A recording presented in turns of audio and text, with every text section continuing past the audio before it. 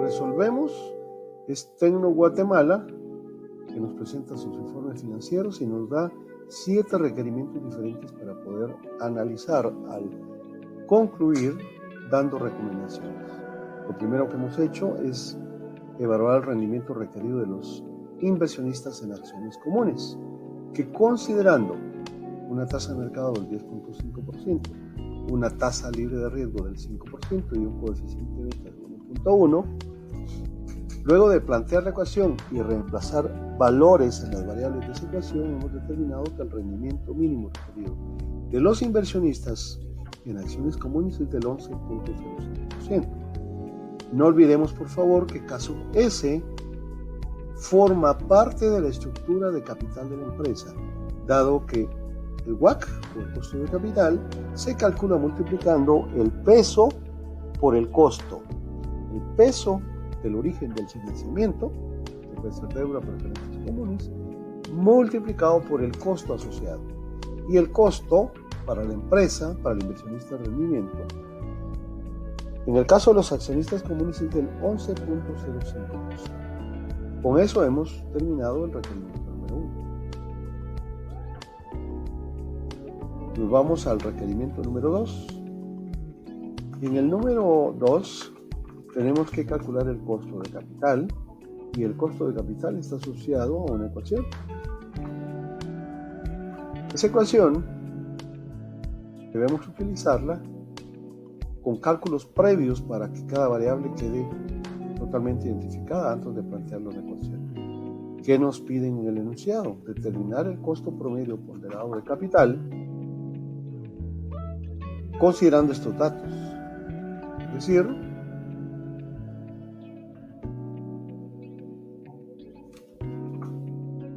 tengo aquí el requerimiento. Determine el costo promedio ponderado de la estructura de financiamiento de sus activos tomando en cuenta el rendimiento requerido de las acciones comunes. Esto ya lo calculamos. Recuérdense que para poder calcular yo necesito pesos de deuda, de preferentes y de comunes, que es la reducción a porcientos de las fuentes de financiamiento. También necesito costos de deuda, costos de preferentes y costos de comunes junto con la tasa de impuestos. ¿Qué variables tengo? En el enunciado me dan nada más el costo de la deuda, que sería 0.05, y el costo de las preferentes, que es 0.07. Únicamente tengo esos datos. El rendimiento de las acciones comunes, que es rendimiento para el inversionista, pero costo para la empresa, ya lo calculamos. En este caso es 11.05%. La tasa de impuesto la puedo revisar en el enunciado, en el anexo que me incluyen, y la tasa de impuestos en el estado de resultados es del 25% para ganancias por operaciones negativas. Bien, ahora necesito los pesos. Como no los tengo, debo calcularlos. Debo considerar una cuenta contable asociada, un saldo contable, un peso relativo y un costo total.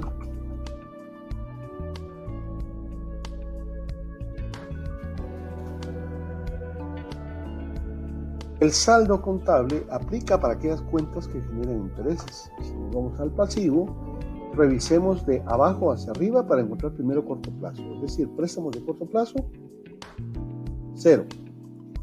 Préstamos de largo plazo, 50. Noten que estoy usando el año 2020 para resolver. Entonces, me vengo a calcular el WACC, sabiendo que hay préstamos de largo plazo por $50,000.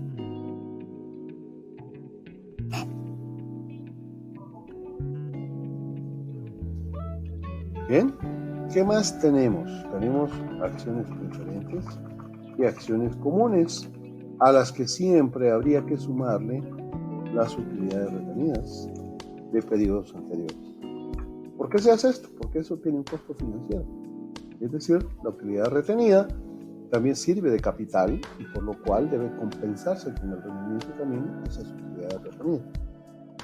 ¿Cuánto tenemos en el balance general de acciones preferentes en el año 2020? 137. Y de accionistas comunes tengo un capital en el 2020 de 2.284.000, pero no hay utilidad de retenidas.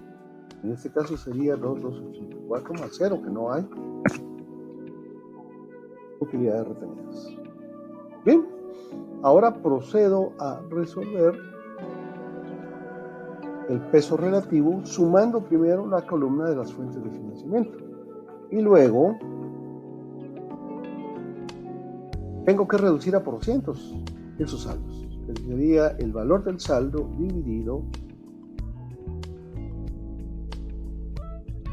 el valor de la sumatoria de todas las fuentes de financiamiento aproximado a 4 decimales.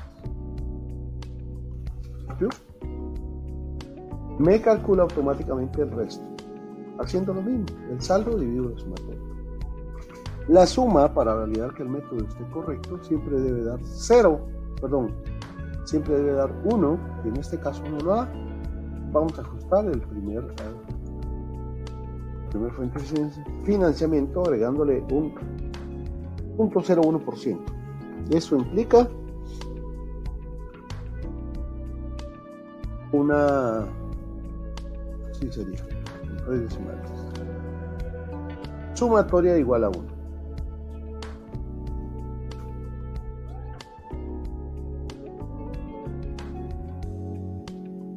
Y listo, tengo ya mis pesos relativos. El costo total me lo da el enunciado, que sería para la deuda 5%, para las preferentes 7% y para el común ya tengo el dato, que sería en este caso 11.05%. Ya con esto puedo proceder a usar la fórmula y resolver lo más rápido posible.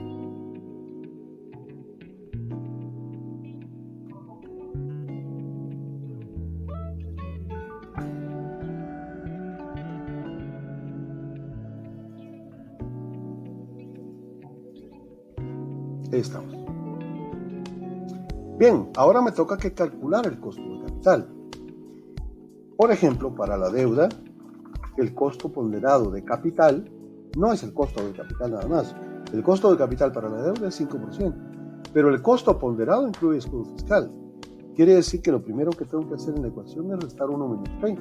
Y 1 menos P, que sería 25%, me da como resultado 0.75.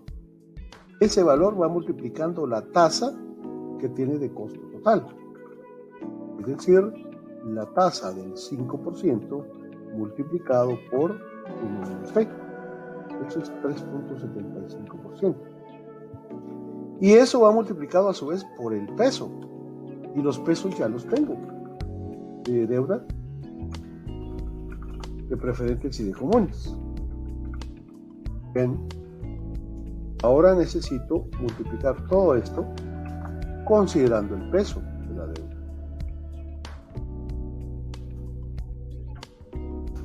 Listo, es 0.0007. Bien, está la deuda. Ahora vamos con accionistas preferentes. Los accionistas preferentes es igual a la multiplicación del peso por el costo. Peso de acciones preferentes 0.0554 por 0.07.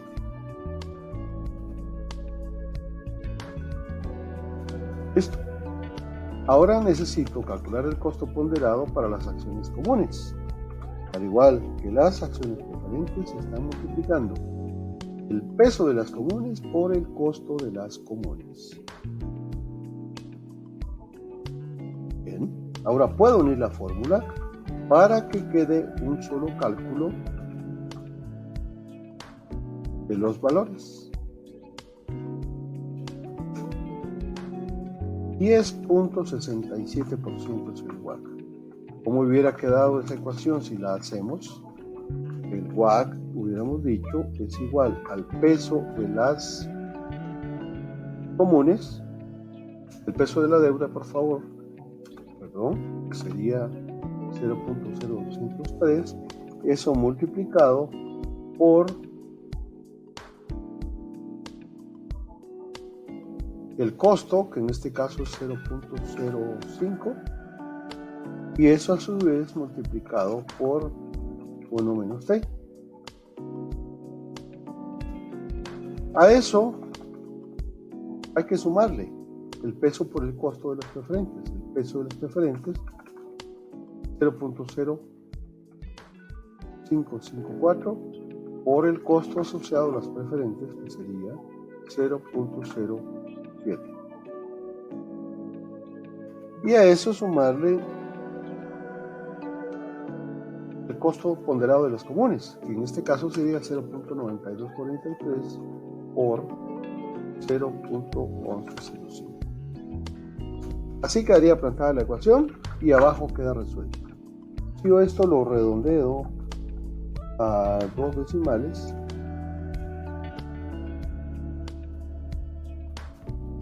queda el costo de capital 4 decimales en 10.68%. Segundo requerimiento concluido. Vamos a marcar lo que ya hicimos. Este en azul, que lo habíamos dejado en azul, lo vamos a pasar a rojo. Listo. Ya está concluido. Ahora nos vamos a evaluar justo la inversión aprobada por los accionistas, que requiere una inversión de total de $225,000. De igual forma, vamos a crear una hoja electrónica y sería la sección A, requerimiento 3, evaluación de proyectos. Bien, vamos a traer el contenido del requerimiento teórico. Vamos ahí. Nos vamos al enunciado y copiamos ese requerimiento número 3.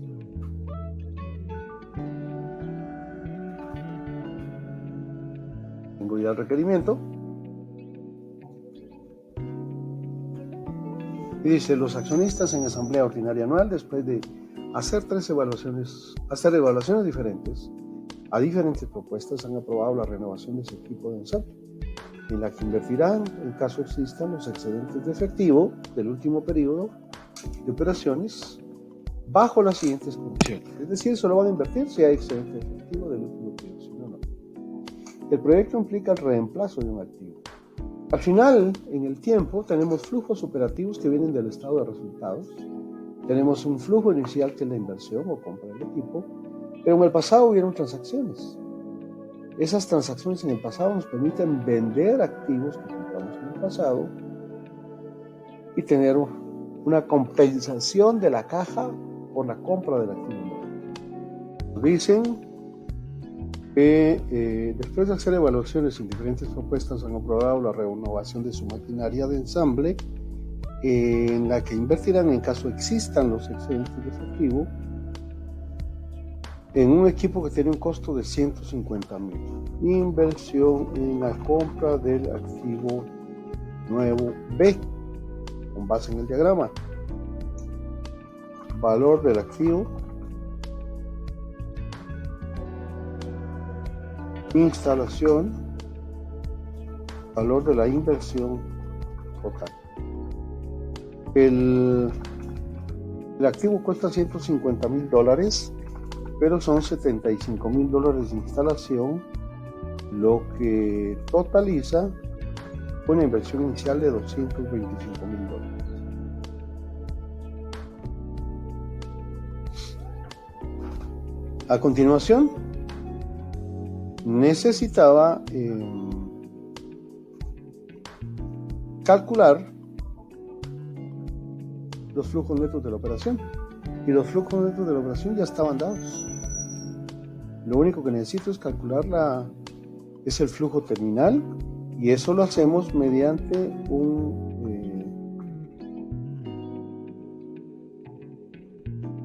cálculo específico. Es decir, tenemos dos activos, uno A y otro B. El A es el que estamos usando, y según este enunciado, ese activo se vende en $23,000. y tienen valor en libros de 15, 23 y 15. Aquí me dan el valor en libros.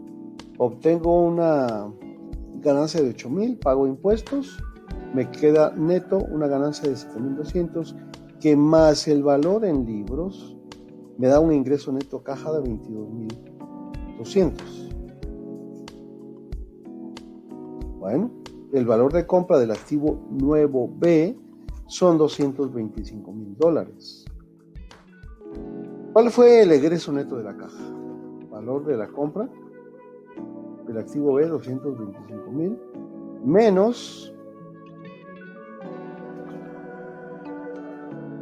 la venta del activo usado A, que en este caso son 22,200, me da un egreso neto por compra del activo B de 202,800. La inversión inicial 225, egreso neto de caja 22,800. Ahora nos vamos al activo B, porque después de que hemos vendido el activo A, compramos el activo B, que después de 3 años de operación vendemos, es decir, estamos en el futuro. En el futuro ese equipo se vende por $125,000. Y ese activo nuevo B se depreciará aplicando el método de línea recta en 5 años. Pues entonces debemos calcular el valor de la depreciación.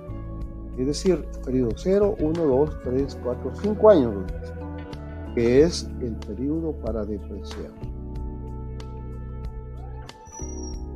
El valor de la compra del activo menos la depreciación nos va a dar como resultado el valor en libros del activo.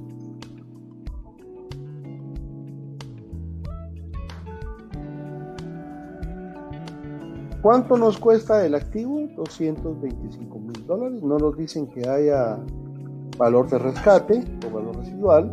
Entonces, este activo lo vamos a depreciar durante 5 años, de tal forma que vamos a determinar una depreciación anual de $45,000 por los próximos 5 años. El valor en libros es de $225,000. Después de un año de operaciones,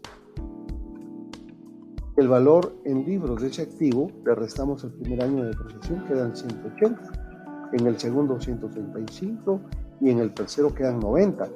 Este es el valor que yo necesito para incluir en la venta del activo final, y aquí estoy justo tomando el dato de abajo. Lo vendemos en 125,000 en el tercer año y en valor en libros tiene 90,000. Ya registramos como gasto 135,000 en total de depreciaciones. 225 de compra menos 3 años de depreciación, queda valor en libros de 90, que comparado contra el valor de la venta obtenemos una ganancia neta de $35,000 menos impuesto. La ganancia neta en venta es de 31,500. Y hay un valor en libros de 90,000 que se lo sumamos a la ganancia neta y nos da el ingreso total a caja. Otra forma de verlo es 125,000 del valor de la venta menos 3,500 de impuesto, da como resultado 121,500 de flujo terminal. ¿Qué procedía? Primero, periodo, sabemos. En este caso va del 1 al 3 porque nos están dando nada más ese rango de flujos. Tengo que tener la inversión inicial, el FNO y el flujo terminal.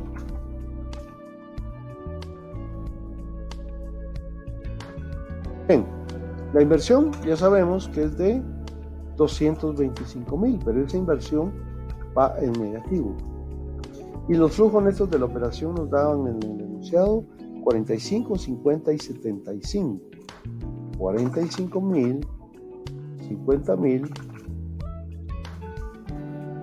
y 75,000. Valor de la inversión 225,000 después de un año de operación. Aquí es, FN.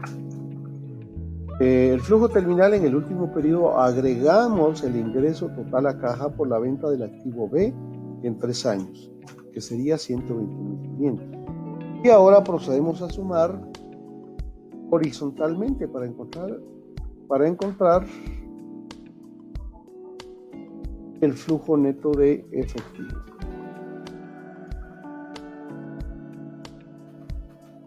Tasa beneficio costo. Y la tasa beneficio costo, con base en lo que ya conocemos, se calcula considerando los FNE o los flujos de retorno dividido la inversión.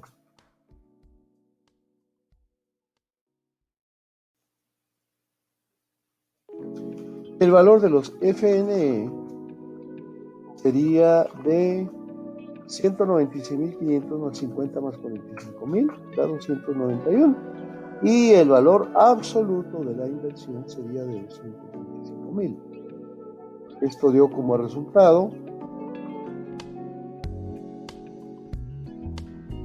una tasa beneficio-costo de, vamos a dejar a 2 decimales, 1.30. Vamos a resumir aquí arriba el resultado de los cálculos: beneficio-costo, periodo de recuperación, valor actual neto y tasa interna de retorno. El beneficio-costo es de 1.30. El periodo de recuperación aún no lo calculo. Igual para el periodo de recuperación,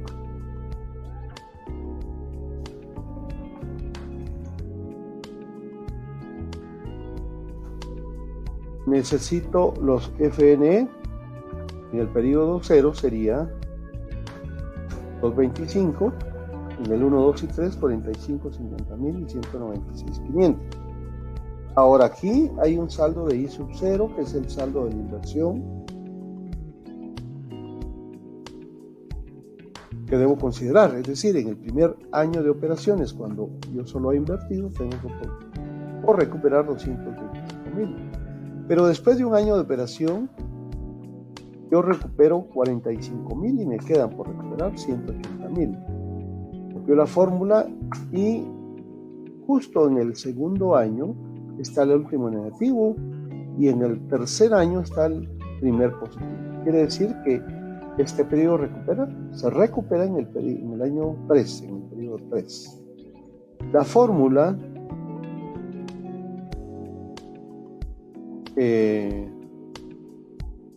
relacionada para este cálculo es esta. El periodo de recuperación es igual al número de periodo antes de recuperar la inversión. Es decir, recuperamos en el 3 y ese es el número de periodo. Pero ¿qué dice antes? El anterior es 2. Entonces el periodo de recuperación estará dado por 2 más... En ese momento que elegí el 2, elijo también el capital por recuperar, que serían 130.000. Y eso es dividido dentro del flujo neto de efectivo del periodo que se recupera. En este caso, 196.500. ¿Cómo queda? 130 como valor absoluto, 130.000 dividido 196.500. El periodo de recuperación en este caso es igual a 2 años. Es una fracción de año, pero como la transformo. Es decir, esto por 12. En todo caso, el periodo de recuperación en en años, estaría dado por truncar 130.000 como valor absoluto, 130.000 dividido 196.500. Y eso lo resumo a 0 decimales.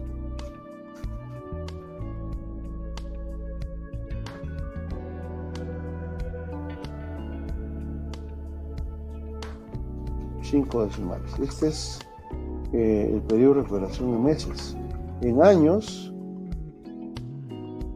tendría que considerar 2 años, y esa fracción en meses sería multiplicada por 12. Quiere decir que voy a volver a tocar aquí a 0 decimales. Listo.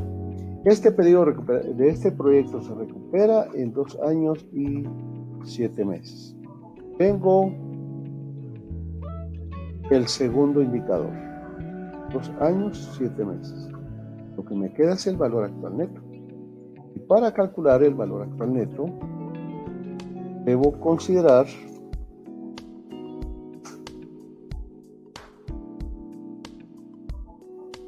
la misma estructura de datos,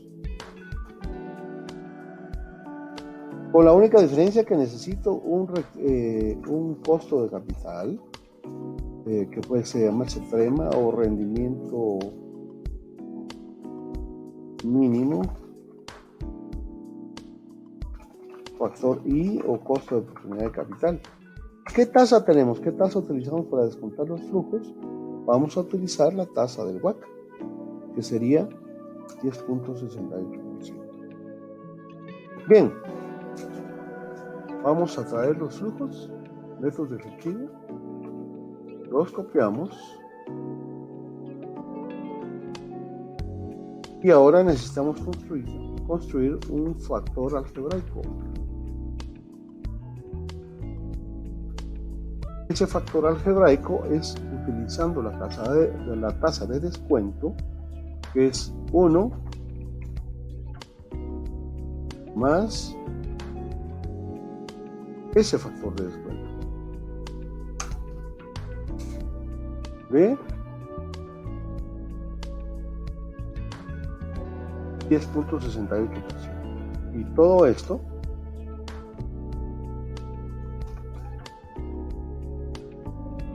debemos incluirle una potencia elevado a la menos n, dice la fórmula, y en este caso sería menos n, pero en donde n es el número de periodo. Cualquier número elevado a la 0 da 1. El número elevado a la 0 usualmente da la base, que sería 1.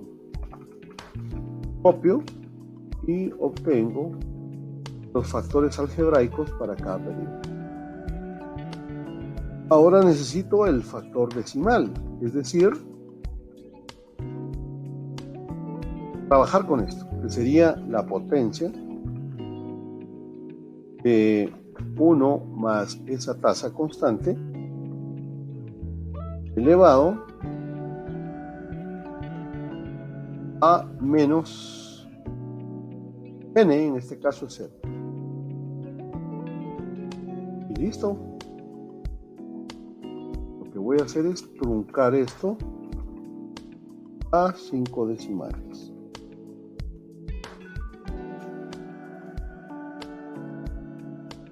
Ahí tenemos el factor decimal. Ese factor decimal, que sería la solución del factor algebraico, debe multiplicarse por el flujo neto de efectivo para expresarlo a valor presente, que sería la multiplicación de sus valores. Muy bien, la sumatoria sabemos que nos da como resultado el valor actual neto. Ya tengo el tercer elemento del proyecto, que sería el valor actual neto. Luego me queda la tasa interna de retorno, pero para efectos de la tasa interna de retorno necesito considerar ese primer escenario de valor actual neto. Y aquí vamos a utilizar un diferente factor I. Lo vamos a mover hacia acá para que nos dé la información correcta. ¿Sí? Ahí estamos.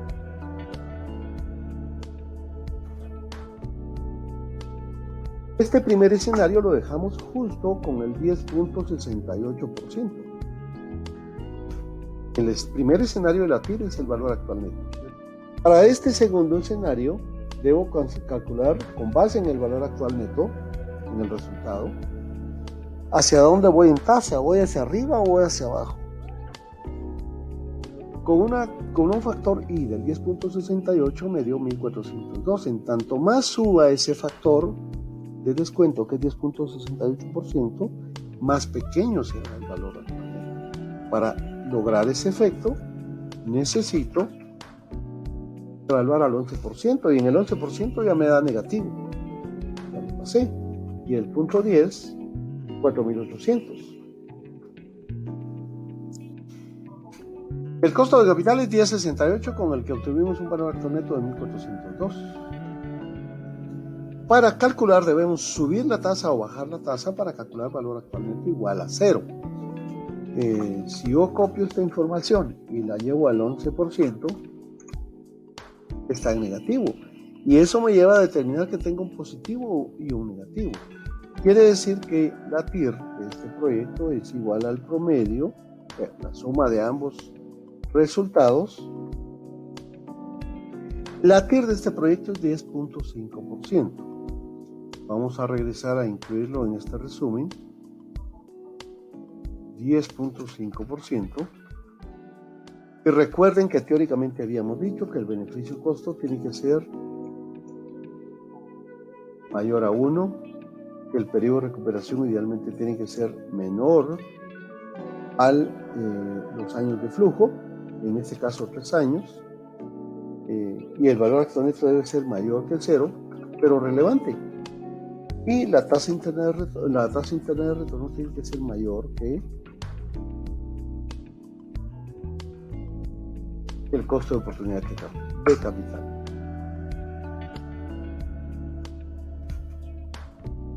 Ya con esto podemos concluir, porque la primera condición se cumple. Beneficio-costo es mayor que 1. El periodo de recuperación se cumple porque es menor que 3 años. Y el valor actual neto se cumple porque es mayor que 0. ¿Qué tan mayor es el problema? Y eso me lo da como referente la tasa. Porque si mi costo de capital es 10.68% y yo voy a invertir en este proyecto que tiene un 10.5% de rentabilidad, con base en la TIR, que es uno de los indicadores más importantes de esos 4 metros, se rechaza el proyecto. Esperarme 3 años para perder un 0.01% no es viable. Si yo invierto, necesito ganar y hay un costo que debo pagar. Damos por concluido este tema. Recuerde que nuestro lema es promover finanzas simples, fáciles y comprensibles. Suscríbase a nuestro canal y active la campana de notificaciones.